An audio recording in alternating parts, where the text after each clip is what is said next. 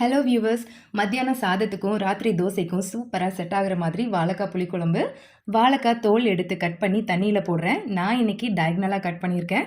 உங்களுக்கு எப்படி வேணுமோ கட் பண்ணிடுங்க. பீசஸோட திக்னஸ் மட்டும் ஒன்றா இருந்தால் போதும். ஈவனாக பாயில் ஆகும். பேனில் நல்லெண்ணெய் விட்டு சூடானதும் கொஞ்சம் சீரகம், கட் பண்ண பெரிய வெங்காயம், 2 கீரின பச்சை மிளகாய் போட்டு வதக்கிடுங்க.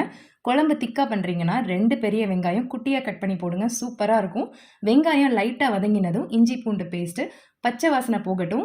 இப்போ தேவைக்கு உப்பு, மஞ்சள் தூள், மல்லித்தூள், கரம் மசாலா, மிளகாத்தூள் சேர்த்து கலந்து விட்டு உடனே புளி கரைச்ச தண்ணி ஊற்றிடுறேன். எக்ஸ்ட்ரா தண்ணி தேவைப்பட்டால் சேர்த்துக்கோங்க. மூடி போட்டு கொதி வரட்டும். இப்போ கட் பண்ண வாழைக்காய் போட்டுடலாம். புளிக்கு பதிலாக மாங்காய் போட்டு குழம்பு பண்ணுறீங்கன்னா வாழைக்காய் போட்டு 10 நிமிஷம் கழித்து மாங்காய் போடுங்க. லோ ஃப்ளேமில் காய் வேகட்டும். நான் போட்ட காய் திக்னஸ்க்கு 18 நிமிஷம் ஆச்சு. அடிக்கடி கலந்து விட வேணாம். வாழைக்காய் மசியாமல் இருந்தால் பரிமாறும்போது பீசஸ் உடையாமல் சாப்பிட நல்லாயிருக்கும். இந்த வீடியோ பிடிச்சிருந்தா கண்டிப்பாக லைக் பண்ணுங்கள்.